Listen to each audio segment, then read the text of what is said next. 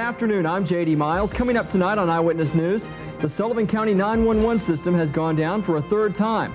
We'll see what effect the recent Supreme Court decision to allow religious groups in public schools will have, and we'll take you whitewater rafting. That's tonight at 6. Join us.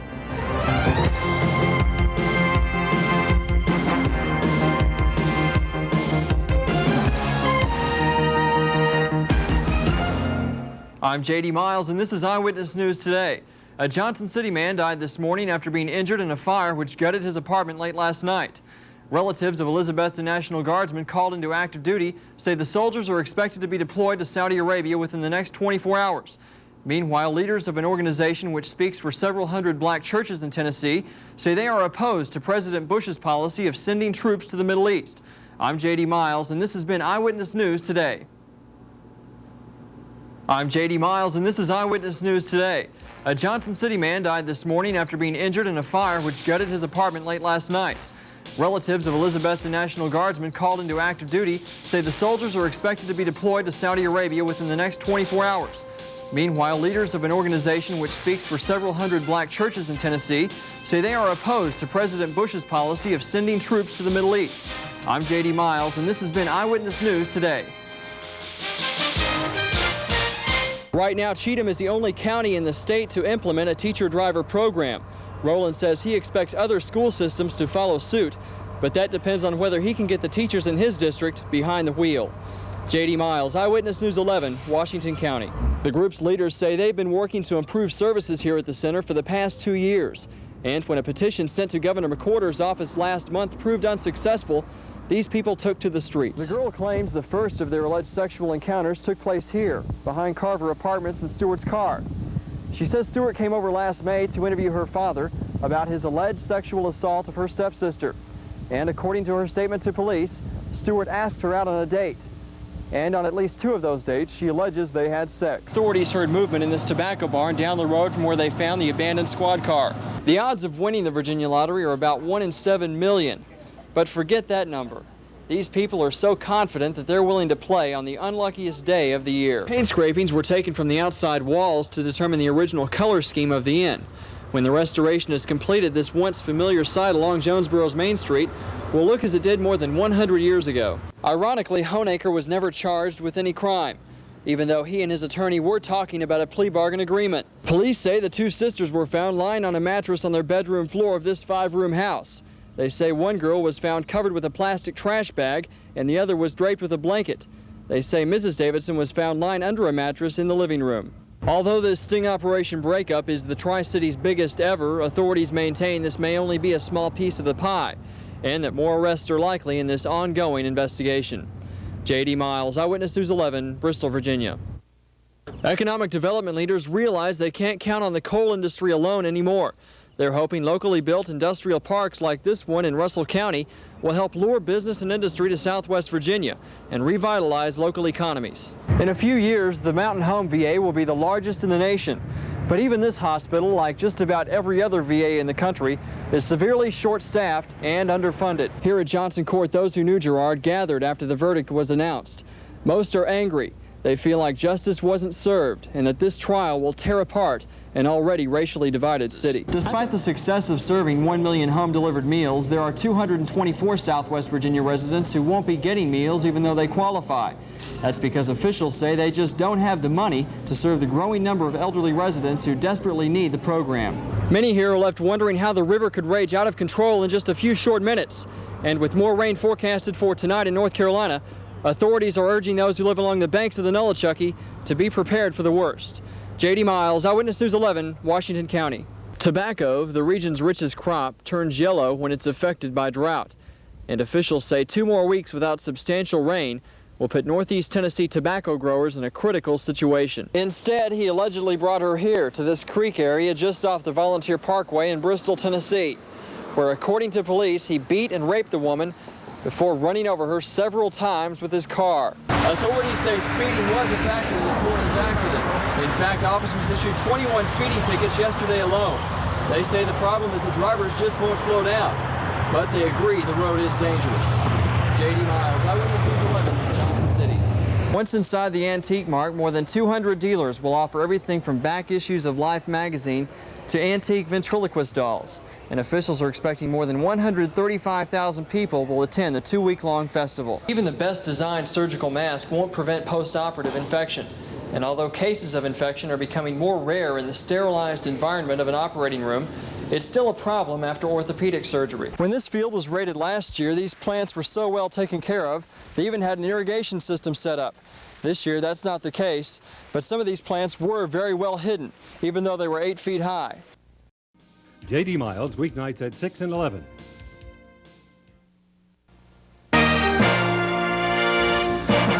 I'm J.D. Miles, and here are some of the stories we'll be working today. Washington County, Tennessee schools may have double-duty bus drivers next year. Tourism is being kicked off in a big way in Kingsport, and it's the first day on a tough job for a Bristol man. These stories and more when you join us tonight at 6 on Eyewitness News.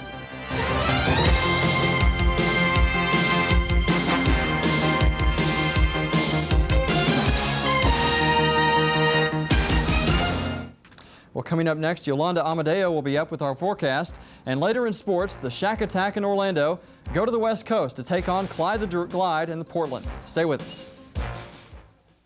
J.D. Miles has been following the story. J.D., how did authorities come up with a suspect? Well, Bob, David Wyatt was identified through witnesses at a party. The two were seen together. In fact, Wyatt is wanted in Florida on theft charges, but the alleged victim obviously wasn't aware of that when she accepted a ride from the party to pick up her 2 children. Well, the clouds and mild temperatures brought us another taste of autumn across northeast Tennessee. Will it continue? I'll let you know in the forecast. And area students will be hitting the books again soon. And coming up, we'll look at a new trend in back-to-school buying: recycled school supplies.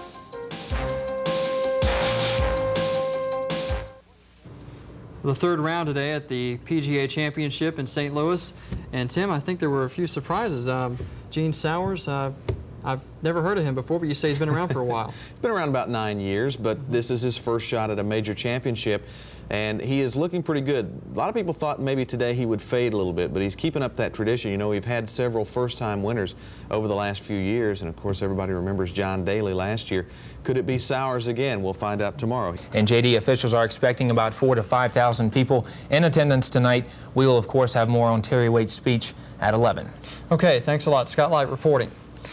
Strikers at the Assured Castings plant in Rogersville teamed up with other union members for Saturday's Solidarity Day. Recycled tires. The whole back of this bulletin board is a recycled tire. Okay. And of course there is. Well, we're running late, but we'll get to that later. Stay tuned for CBS News. Have a good evening.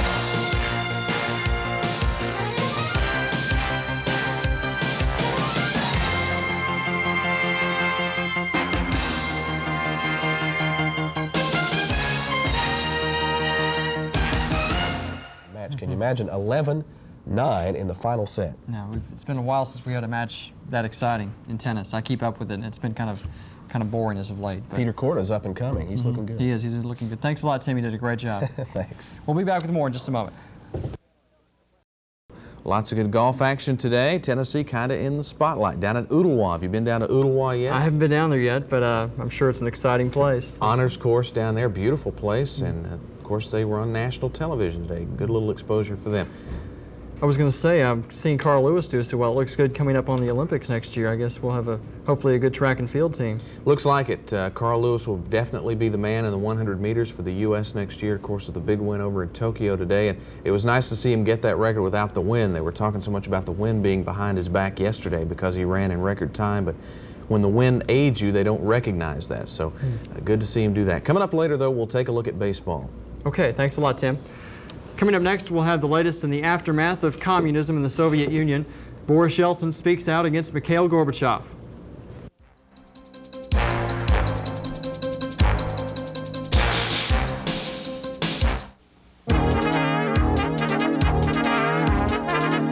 From the Tri-Cities first station, this is Eyewitness News.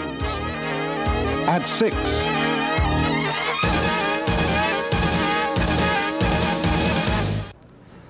Firefighters worked through the night to keep a weekend wildfire from spreading. Good evening, I'm J.D. Miles, sitting in for Lisa Kaplan, who's off this weekend. It started out as a brush fire, but quickly turned into a wildfire, destroying nearly 30 acres of land in Washington County. Landowner Dennis Osborne was burning brush late yesterday on Buffalo Mountain. Pumpkins, scarecrows, ghosts, and goblins. It's the Halloween season, and the Hands-On Children's Museum is celebrating with their Hoot and Howls exhibit. The exhibit, which runs 10 days, featured guest star Jim Varney, television and movie celebrity. The Slavic Republic of Byelorussia became the 6th to declare itself free of the USSR. Secretary of Defense Dick Cheney predicted that the U.S. will likely recognize the independence of the Baltic states within a short period of time. In Wichita, the 6-week-old abortion clinic blockade has escalated. Police used mace to subdue anti-abortion protesters in front of a women's clinic. Well, Lisa, we finally had a beautiful weekend, and of course we both get called into work. The one weekend when we finally have nice weather both days. Picture perfect weekend. The trees are blooming, the sun's shining. It's just gorgeous in East Tennessee in the Mountain Empire. You can tell spring is here. You certainly can. Now, currently out there, we still have lots of. All right, the baseball pennant race is starting to heat up a little bit. Yeah, a lot of people, I think in Atlanta today, were speculating maybe the Braves and Tigers in the series. That's a little far-fetched at this point, but we'll wait and see. You never know. We'll be back in a moment. And we want to congratulate Kristen Wilson of Bristol. She won the Miss Virginia Teen USA. It was in Bristol this afternoon, and it's the first time a girl has won from Southwest Virginia. She'll be going on to the Miss Teen USA pageants. That's good news for this region.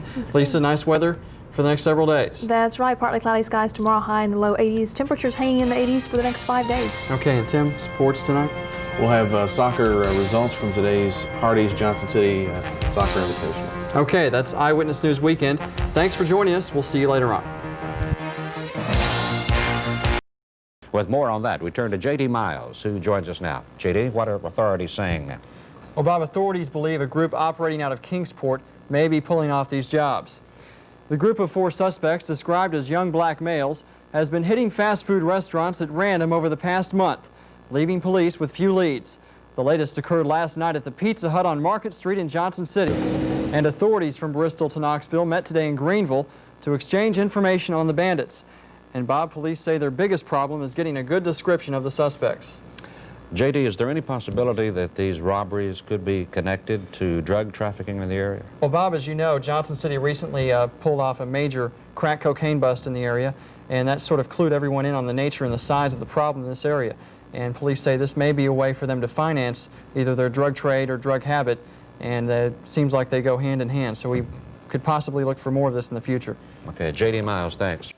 Well, Tim Cable joins us now. And Tim, I know you're going to talk about racing first, but I'd like to talk about this draft. I know that the Redskin fans have got to be happy getting a top-notch quarterback in Heath Shuler. Yeah, I think everybody thought that maybe the Redskins would get him. There was some thought maybe the Colts would jump ahead of him and take him, but they did not. They took the running back. And, yeah, like you said, there are a lot of Redskin fans in this area. You're not one of them. Hate to go against you on that one. But Redskin fans are happy because Heath Shuler and Big Orange fans be playing not too far up the road, so maybe some fans can get up there and see him. But we will start with racing, and Rusty Wallace showed again today why he's the king of the short I do track. like him. He's a great driver. He sure is. He proved it today.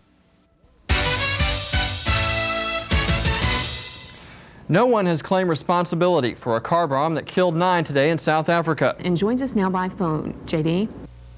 Stephanie, Civil Air Patrolmen spotted the plane about 50 feet from the top of Yellow Mountain earlier this afternoon.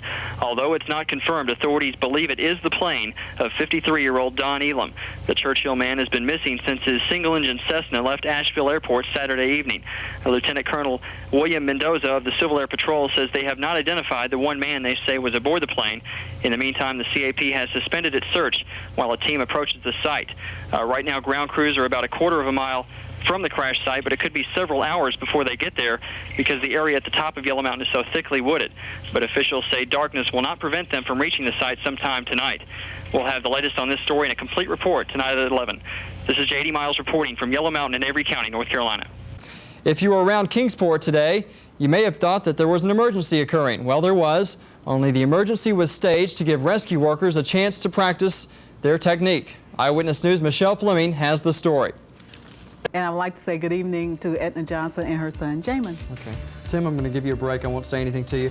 We want to remind you, though, that Carter County schools will be closed tomorrow. That's Carter County only so far. Stay tuned to Eyewitness News this morning, tomorrow morning at 6:30 to get the latest school closing updates. That's the latest edition of Eyewitness News this weekend. Thank you for joining us. Good night.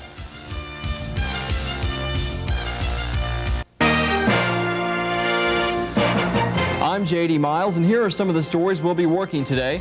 Washington County, Tennessee schools may have double-duty bus drivers next year. Tourism is being kicked off in a big way in Kingsport, and it's the first day on a tough job for a Bristol man. These stories and more when you join us tonight at 6 on Eyewitness News.